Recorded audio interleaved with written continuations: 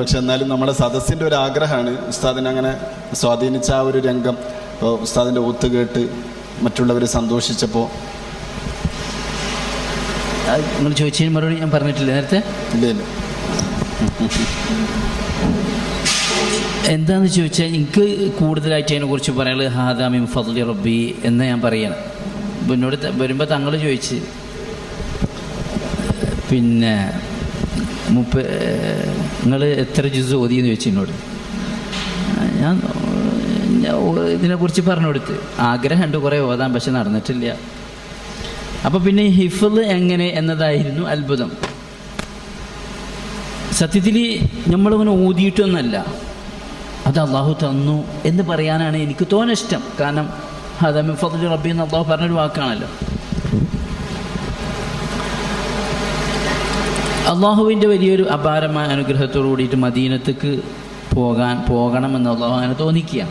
ഞാൻ ചെറുപ്പക്കാലം കൂടി ഒന്ന് പറയാം. കൂട്ടത്തിൽ ഉമ്മാൻ്റെ നീയത്തായിരുന്നു ഞാനിങ്ങനെ ഹാഫിളാകാനുള്ള ഒരു കാരണം. ഉമ്മ കല്യാണത്തിൻ്റെ മുമ്പ് അങ്ങനെ നീയത്ത് വെച്ച് അങ്ങനെ ഇതുപോലെ ഇന്നത്തെ പോലെ സൗകര്യങ്ങളൊന്നും ഇല്ലാത്ത കാലത്ത് മാലിക് ഉദ്ദീൻ അൽ ഇസ്ലാമിക് കോംപ്ലക്സ് അങ്ങനെ ഹിഫ്ള് കോളേജിൻ്റെ നമ്മൾ അറിയാണ് കല്യാണത്തിന് ശേഷം. അങ്ങനെ ഉപ്പാനോട് അങ്ങനെ പറഞ്ഞിട്ട് അന്ന് മർഹൂം അസ്ഹരി തങ്ങൾ അല്ലാഹു അവരെ ദർജ വർദ്ധിപ്പിച്ചെടുക്കട്ടെ, അവർ ഇവിടെ വാസ്യത്തോട് കൂടിയിട്ട് നാട്ടിക ഉസ്താദിന് അല്ലാഹു അവരെയും ദർജ വർദ്ധിപ്പിച്ചു കൊടുക്കട്ടെ. പിന്നെ എൻ്റെ അടുത്തേക്ക് കത്തായിട്ട് പോയിട്ട് അങ്ങനെയാണ് നമുക്കവിടെ കിട്ടണത്. പഠിക്കണ കാലത്ത് തീരെ മന്ദബുദ്ധി പോലൊരു സാധനമായിരുന്നു. സൂറത്ത് ഖാഫാണ് ആദ്യം പഠിച്ചത്. സൂറത്ത് ഖാഫായിട്ട് എത്രയോ ഇരുന്നിക്കണ ഞാൻ, പഠിയൂല. എല്ലാവരും പഠിച്ച് പാഠം പഠിച്ച് ഇങ്ങനെ കേൾപ്പിക്കുമ്പോൾ എനിക്ക് പഠിയൂല. ഖാഫ് വൽ ഖുർആനിൽ മജീദ് പഠിയൂല. അടി ഇങ്ങനെ കിട്ടും. അങ്ങനെ കിട്ടിക്കിട്ട് അവരുടെ പേരായി എൻ്റെ തല അല്ലാത്തൊക്കെ സ്വർഗത്തിലാണ്. ഉസ്താദിൻ്റെ അടി കിട്ടിയ ഭാഗം നരകം തൊടുവില്ലാത്തത് കൊണ്ട് എൻ്റെ തല അല്ലാത്തൊക്കെ സ്വർഗത്തിലാന്നൊരു വാക്കായി അവിടെ. സംഗതി ഞാൻ ചെറുതാ.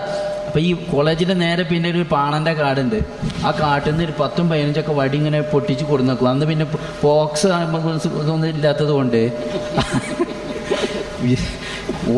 കാരണം എൻ്റെ പണി എന്താ, മകരിവുണ്ടായി വന്നാൽ ഞാനവിടെ കുത്തിരുന്ന് ഉറങ്ങും. എനിക്ക് കഴിയൂല, എന്താ അറിയില്ല, പഠിക്കാനായിട്ട് അറിയൂല. നേരം വെളുത്ത് വന്ന ഉസ്താദ് ഇത് കണ്ടിട്ടുണ്ടാവും. ചിലപ്പോൾ ഒക്കെ നടുമ്പുറത്തേക്ക് ഇങ്ങനെ വന്നിട്ട് ഉറങ്ങണതിൻ്റെ ഇടയിൽ നല്ല കിട്ടും. നേരം വെളുത്ത് ഇന്ന് ആകാശത്തും ഭൂമിയിലും അല്ലാത്ത രീതിയിൽ ഉസ്താദിനെ ഉണ്ട് പൊക്കി പിടിക്കും. അങ്ങനെ 10-9 വയസ്സല്ലല്ലോ, പൊട്ടിച്ച് നല്ലോണം തരും. അങ്ങനെ അതൊരു ശീലമായി. അങ്ങനെ കുറേ കാലം കഴിഞ്ഞപ്പോൾ അൽഹംദുലില്ലാ അടിയുടെ പറക്കത്തോണ്ട് അതുകൊണ്ട് അള്ളാഹു അങ്ങനെ ഖുർആൻ പഠിപ്പിച്ചെന്ന് അതങ്ങനെ സലാമത്തായി. പക്ഷേ അന്ന് അള്ളാഹു നമ്മൾ എന്ത് പറയുമ്പോഴും ഞാൻ അങ്ങനെ ചെയ്തു, ഞാനൊരു ഇത് പറയട്ടോ, ഞാൻ അങ്ങനെ ചെയ്തു, ഞാൻ ഹാഫിളായി, ഞാൻ പഠിച്ചു എന്ന് പറയുന്നതിനേക്കാൾ എനിക്ക് കുറച്ചും കൂടി അള്ളാഹുവിനോടൊരു അദബ് തോന്നുന്നത്, അള്ളാഹു എന്നെ അങ്ങനെ ആക്കി, അള്ളാഹു എന്നെ ഇത് അത് പറ്റൂലേ, അങ്ങനെ നമുക്ക് ചെയ്തുകൂടെ? അത് അള്ളാഹിനെ സന്തോഷിപ്പിക്കുമല്ലയോ? നമുക്ക് തന്ന അൽഹംദുലില്ലാ റബ്ബിന് 10-ാം വയസ്സിൽ പഠിപ്പിച്ചു എന്ന് പറഞ്ഞത് ഞാൻ 10-ാം വയസ്സിൽ പഠിച്ചു, രണ്ടും പറ്റും. പക്ഷേ ഏതാ നല്ലത്?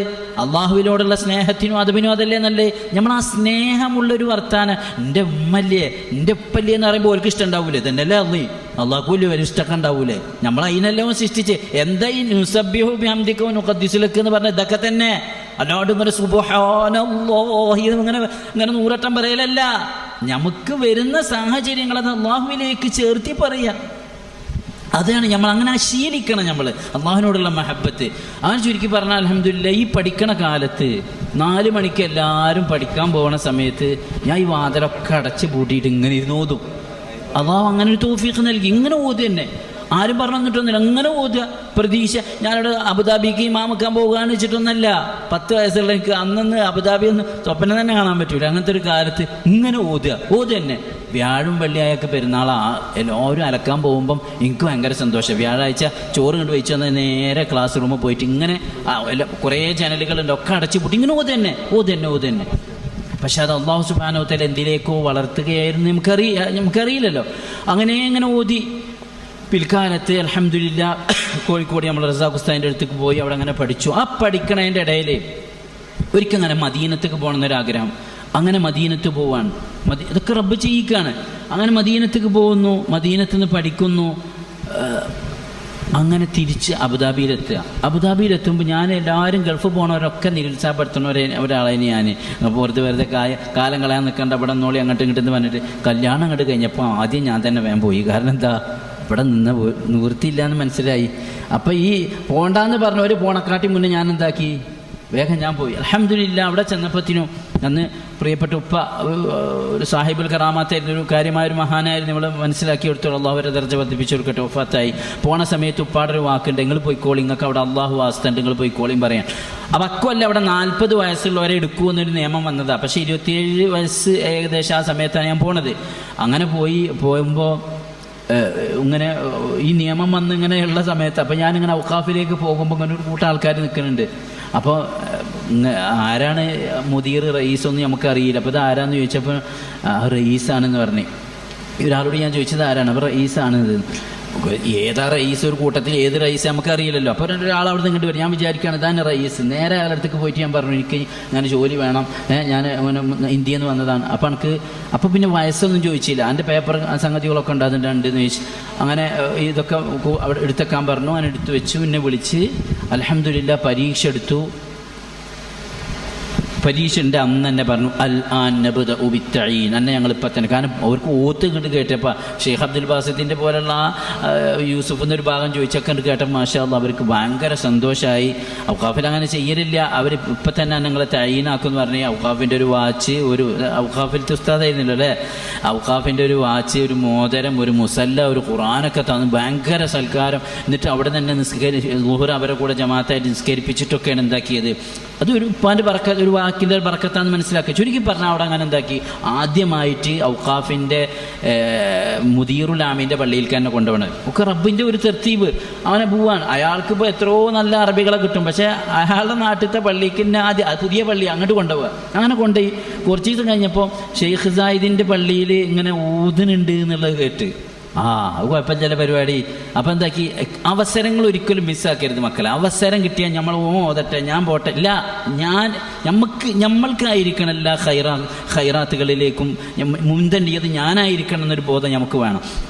അതിന് ചുരുക്കി പറഞ്ഞാൽ ഇവിടെ അങ്ങനെ ഒരു പരിപാടി ഉണ്ടെന്ന് പറഞ്ഞു. അപ്പോൾ അങ്ങനെ മുതിർ പതുക്കെ അങ്ങനെ വന്നപ്പോൾ, നിസ്കരിക്കാൻ വന്നപ്പോൾ അങ്ങനെ പതുക്കെ സോപ്പിട്ടിട്ട് ഞാൻ അങ്ങനെ ഓതണം എന്നൊരാഗ്രഹം.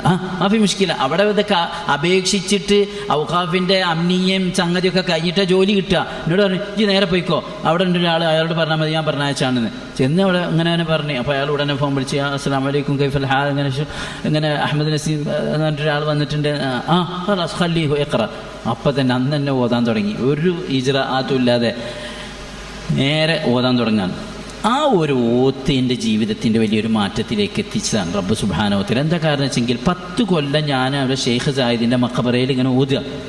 ഇമാം എന്നാൽ നമുക്ക് മക്കത്തെ ഇമാമിൻ്റെ ഓത്താണെങ്കിൽ എന്നും മക്കത്തെ ഇമാമിൻ്റെ ഓത്ത് തന്നെ ഉണ്ടാവുക. അത് പുതിയ വേറെ അല്ല, ളുഹർക്ക് ഒരാൾ, മഗ്‌രിബിക്ക് വേറെ ആൾ, അത് പുതിയതൊന്നും കൊണ്ടുവരാൻ പറ്റില്ല. അതെന്നെ അങ്ങനെ ഓതിയും കൊണ്ട് നിൽക്കുക. ഇതങ്ങനെയല്ല, സാഹചര്യം മാറി. 10 കൊല്ലം മിസ്രിലെ വലിയ വലിയ കാര്യങ്ങളുടെ കൂടെ ഇരുന്നിട്ടാണ് ഓതണത്. അപ്പം ഒരാൾ ഏകദേശം അരമണിക്കൂർ, 1 മണിക്കൂർ ഓതാണ്ടാവും. 2 മണിക്കൂറാണെങ്കിൽ 1 മണിക്കൂർ ഓതണം. അപ്പം കാമണിക്കൂർ, അരമണിക്കൂർ ഇങ്ങനെ ഡിവൈഡ് ചെയ്തിട്ട് തന്നെ എന്ത് ചെയ്യുക, ഓതുക. അപ്പം ഇങ്ങനെ ഓതുമ്പോൾ ആദ്യം കുറച്ച് അബ്ദുൽ ബാസിൻ്റെ പോലെ ഓതും, ഉറക്കം വരുമ്പോൾ പിന്നെ കുറച്ച് സുദൈസിയുടെ പോലെ ഓതും, പിന്നെ കഴിഞ്ഞാൽ ചിലപ്പോൾ വേറെ വലിയ ഓതും. അങ്ങനെ ഇങ്ങനെ ഓതിയിട്ട് ചിലപ്പോൾ അർദ്ധരാത്രി 2 മണിക്കൊക്കെ ആയിരിക്കും ഓത്ത്. ഇങ്ങനെ ഓതുമ്പോൾ ഒരു ആശയം, മാഷാ അല്ലാഹ് നമ്മളതായ ഒരു ഓത്ത് കൊണ്ടുവരണമല്ലോ.